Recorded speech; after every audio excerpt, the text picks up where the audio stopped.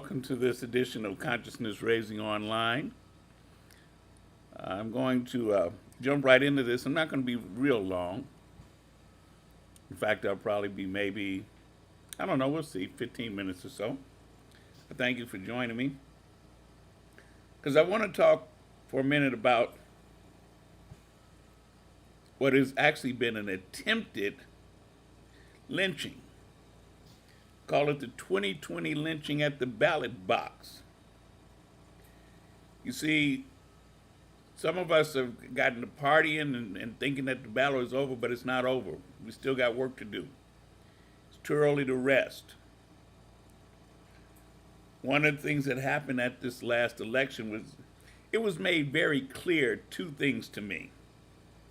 One is that it's indisputable that Trump led the most racist, misogynist group of quote Americans to the ballot box in the history of this country in terms of voting.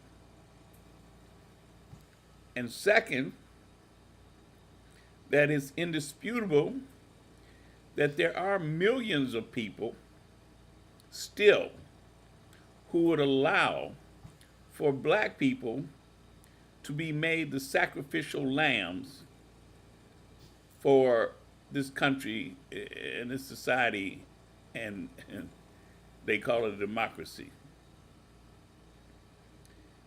One of the things that became clear after the election was over and Trump decided to number one, not concede. And let's be clear, I didn't expect him to concede because Trump has, first of all, the concession speech is a tradition. And he has shown that he doesn't care nothing about traditions. It's just like with his taxes. Showing your tax returns is a tradition, it's not a law. And that's why he violated it, because he doesn't care about laws and traditions. And so the concession speech has historically been a signal that the election is over as far as the contestants are concerned, okay? But it's a tradition, it's not a law. The law is based around the Electoral College and the voting that takes place December 14th, I believe it is. Up until then, the national media has served as the folks who signaled that the election was over following a concession speech, or vice versa. The media may call it, and then the concession speech follows that, and it's the signal that it's over. So when the contestant refuses to concede, they don't know what to do. It's like, he won't concede. And actually, it's a bunch of silliness, because they act like he's a child who should be allowed to have a hissy fit, and they go along with it. You think anybody's going to tell him that he lost? We should give him time to absorb it. No, he ain't got to do none of that. He lost the damn election. And he should start packing and turning over things to the winners. But they act, see, that's what they do with a white man, with a white person. They say, oh, what about his feelings? The hell with his feelings. And here's where it gets really ugly. He started mounting this, he started long before the election, but he started challenging the results and saying that the results were not valid because of what he called massive voter fraud. Now here's what I'm talking about when I say it got ugly. He had his lawyers, and stupid ass Giuliani was one of them, leading this charge to run into the courts and scream about massive voter fraud. But the particulars is what we should notice, because it's the particulars that is the 2020 attempted lynching at the ballot box. They focused on certain areas. In particular, they focused on Philadelphia or Pennsylvania, Michigan, Georgia, and Wisconsin. And they claimed that there was massive fraud in these particular areas of Philadelphia and Pittsburgh in Pennsylvania, Milwaukee and the area around Madison, Wisconsin,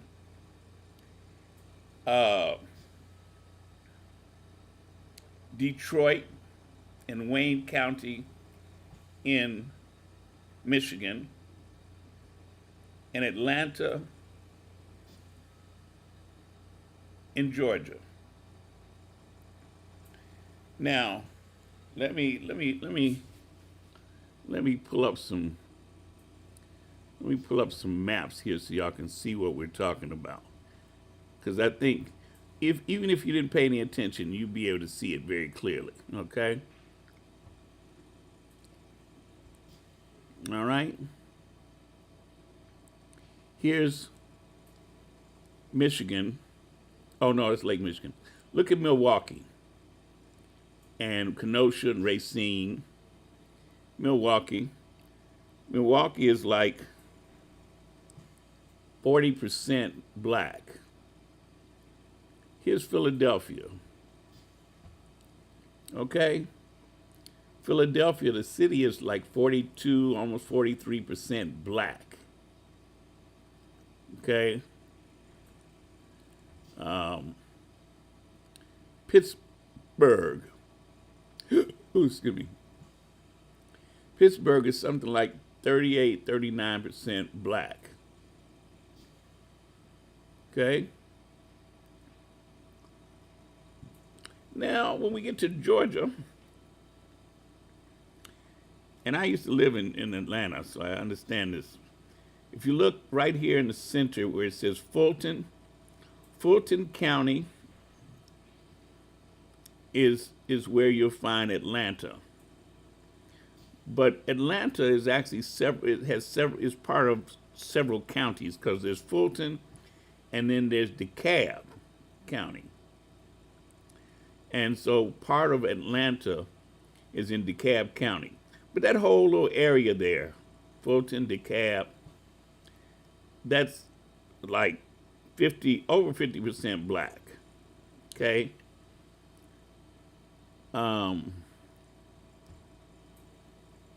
Yeah, there's Atlanta. And you know, they say Atlanta is more than 50% black in Atlanta itself. Okay? All right, here's Wayne County. That's up in Michigan. See Detroit up here on the upper right. Detroit. Of course, Detroit is majority black. In fact, Detroit is like 78, 79% black. All right? There's Detroit. Now, and it's in Wayne County.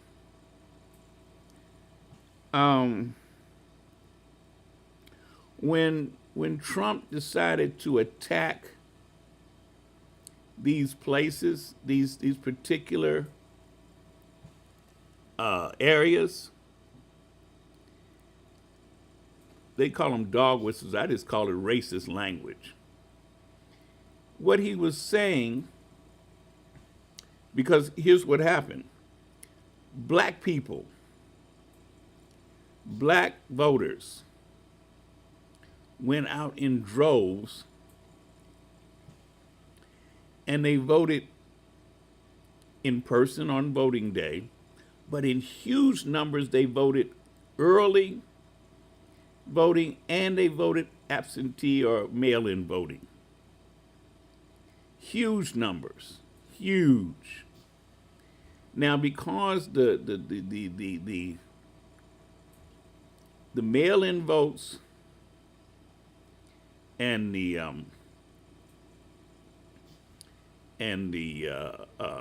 early voting, depending on the state, they get counted different ways. In some cases, they couldn't even start counting the mail-in votes until after the voting day, after November 3rd.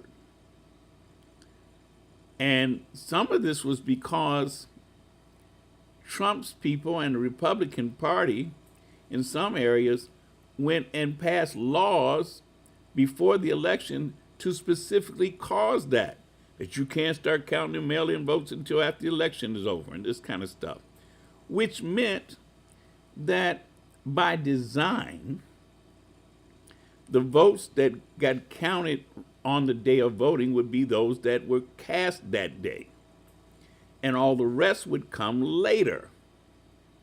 Well, that would, of course, allow in many cases for it to appear that Trump had won based on the same day voting.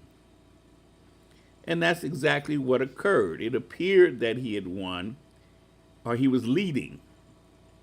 That's what allowed him to go before the world and say, hey, I won. And then overnight, and over the next several days, as all of those mail-in votes and all the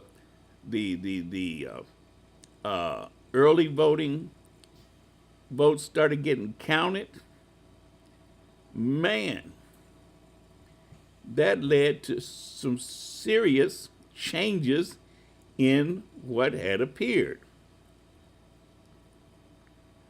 And what occurred was just what we said would happen, which is when they started counting those areas where there was huge mail-in votes and early voting, like Detroit, okay?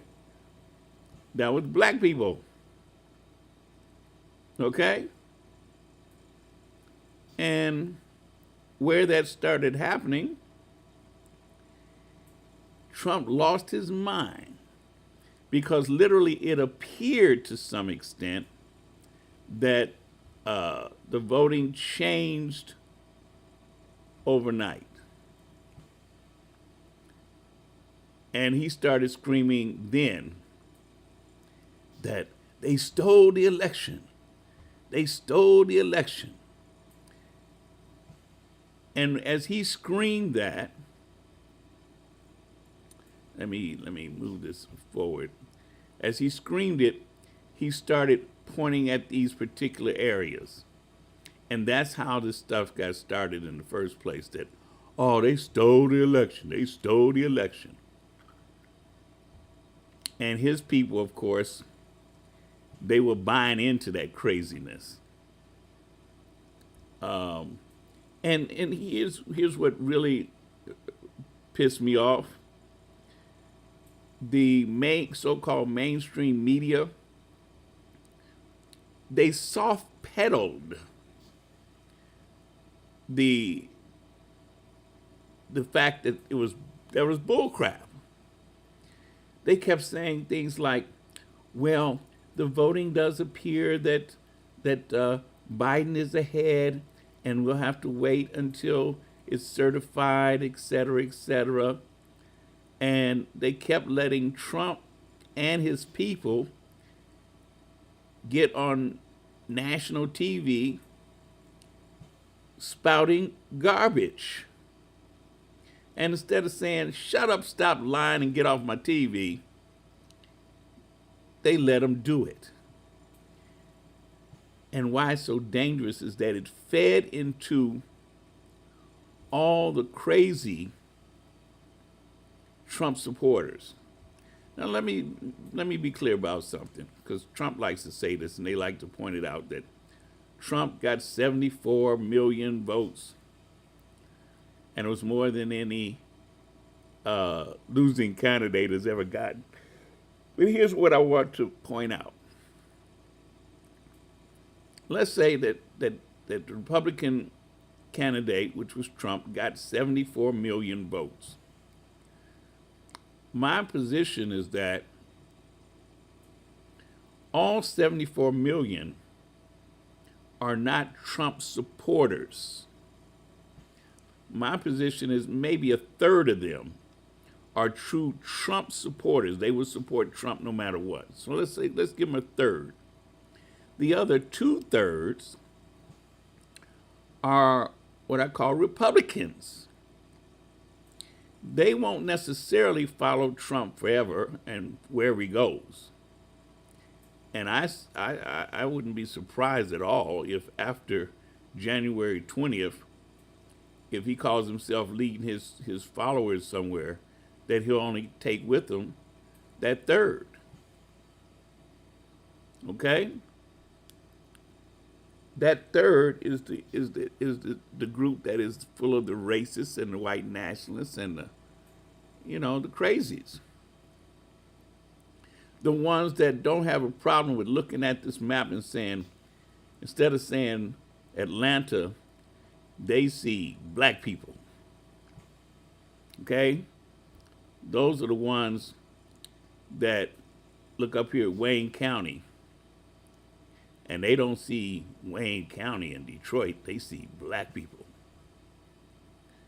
And to them, we are illegitimate. Show you how crazy they are. Look, let's go here for a minute. Where are we at here? Okay. Show you how crazy they are. In Georgia, the Trump campaign asked the state to do a machine recount of all the ballots cast in the state. Now, this is after the Secretary of State of Georgia had done a machine count already. This is after they had counted the votes the first time. He went back and did a machine count just to say, hey, we're making sure. And then they did a full hand recount and an audit. And all of them showed Biden winning. And that's when Trump's campaign said, no, we're still not satisfied. Do a whole recount. So they did a whole recount of all the votes. He still lost. Which comes up with one of my favorite sayings. What's the definition of insanity? Counting the votes over and over and over again and expecting a different result. But here's where the ugly head of racism really gets ugly. Because now understand that the Secretary of State in Georgia is a Republican, diehard Republican. The Republicans started turning on him and attacking him. Yeah, they said, see, what we have to understand, they weren't really attacking him. What they were attacking was black people. Because what they tried to imply in Georgia and in Michigan, in Detroit, Wayne County, they tried to imply that black people don't know how to vote because they wanted to have all the mail-in votes thrown out.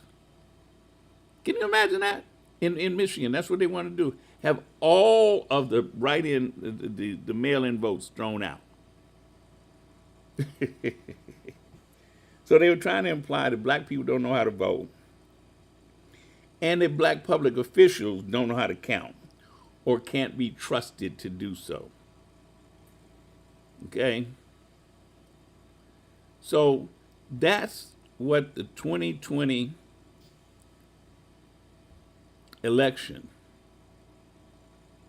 when I call it a 2020 lynching, because that's what they tried to do. And they're still trying. As late as, now this is Sunday, November 29th.